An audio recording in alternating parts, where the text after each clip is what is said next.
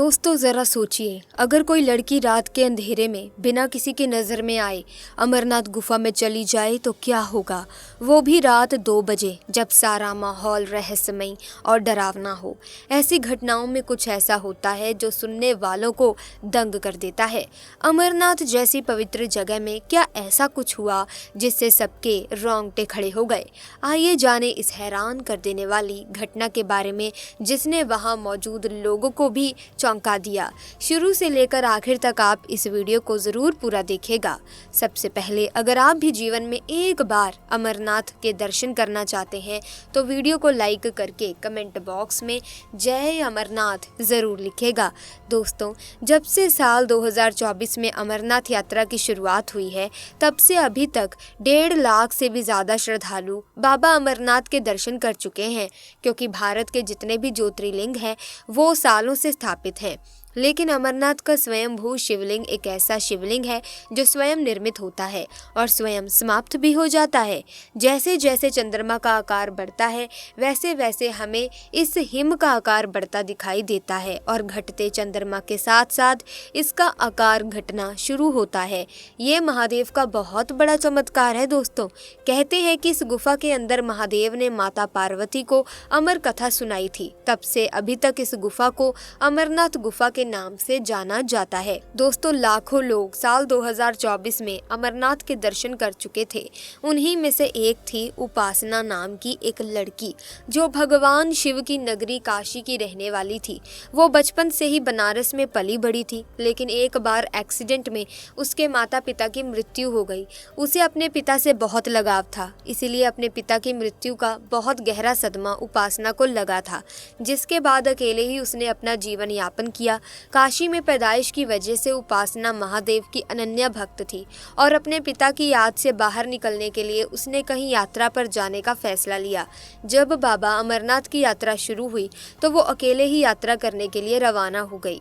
उसके पास केवल थोड़े से पैसे थे और उसके पापा की आखिरी निशानी थी, जो कि एक लॉकेट था, जिसे उसके पिता ने मरने से पहले गिफ्ट के तौर पर उसे दिया था। उस लॉकेट को उपासना अपने पिता की आखिरी निशानी मानती थी और उस लॉकेट के साथ उपासना का बहुत ज़्यादा लगाव था।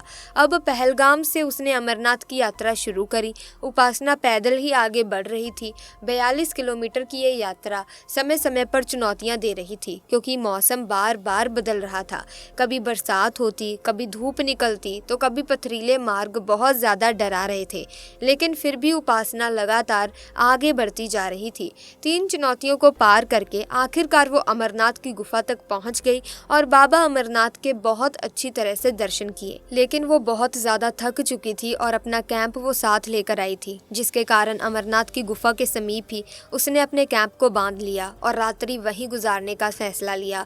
उस क्षेत्र में खाने पीने की बहुत सारे भंडार थे, जिससे यात्रियों को खाने पीने की कोई कमी नहीं थी। लेकिन रात्रि के समय जब उपासना अपने कैंप में सोने जा रही थी, तब उसे महसूस हुआ कि उसके गले में वो लॉकेट नहीं है, जो उसके पिता की आखिरी निशानी थी। वो बहुत ज़्यादा घबरा गई और इधर उधर लॉकेट को ढूंढने लगी, क्योंकि उसका लॉकेट में बहुत लगाव था।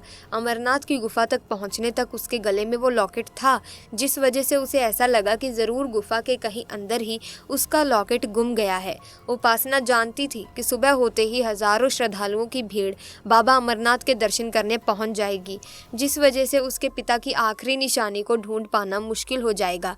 इसीलिए उसने चुपचाप रात के समय अमरनाथ की गुफा में जाने का फैसला किया। लेकिन उसे इस बात का अंदाज़ा नहीं था कि उसका फैसला उसकी पूरी ज़िंदगी बदलने वाला है। रात के 2 बजे थे। इधर उधर अपने लॉकेट को ढूंढती हुई उपासना अमरनाथ की गुफा में एक बार पुनः पहुंच गई। लेकिन चमत्कार कुछ ऐसा था कि सभी गार्ड और सुरक्षाकर्मी सब कुछ सो चुके थे और गुफा के अंदर जाने का मार्ग बिल्कुल साफ था। तो मौका पाकर चुपचाप उपासना बाबा अमरनाथ की गुफा में चली गई और इधर उधर मोबाइल की फ्लैशलाइट से अपने लॉकेट को ढूंढने लगी। लेकिन पूरी गुफा छान के बाद भी उसे अपने पिता की वो आखिरी निशानी नहीं मिली। अब उसने घुटने टेक कर बाबा अमरनाथ के सामने प्रार्थना करी। उसका कहना था कि मेरा आपके सिवाय इस दुनिया में कोई नहीं है और वो लॉकेट मेरे पिता की मरणोपरांत आखिरी निशानी थी। कृपया करके किसी भी तरह से मेरा लॉकेट मुझे लौटा दीजिए। और उपासना फूट फूट कर उसी स्थान पर रोने लगी।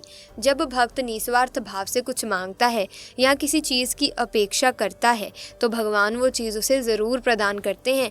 कुछ समय उपासना उसी जगह पर बैठी रही, तभी अचानक से एक कबूतर का जोड़ा उसे दिखाई दिया।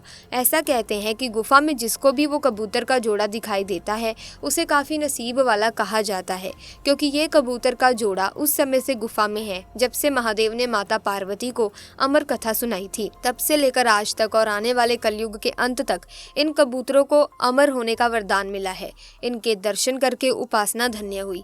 तब उसने देखा कि वो कबूतर के मुंह में उसके पिता की आखिरी निशानी वो लॉकेट था। जब उपासना ने ये देखा तो उसके भी होश उड़ गए।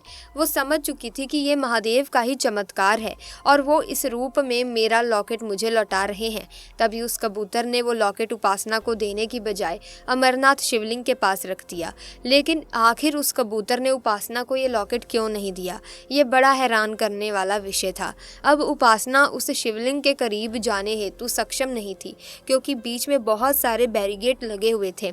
कुछ समय बाद विचार करने पर उसे एक बात समझ आई कि ये लॉकेट भले ही मेरे पिता की आखिरी निशानी है, लेकिन इस लॉकेट की मौजूदगी की वजह से हमेशा मैं भावनात्मक रूप से कमज़ोर होती रही, गलत फैसले लेती रही और मेरे पिता के प्रति मेरा मोह छूट ही नहीं रहा, जिस वजह से अक्सर मैं डिप्रेशन में रहती थी।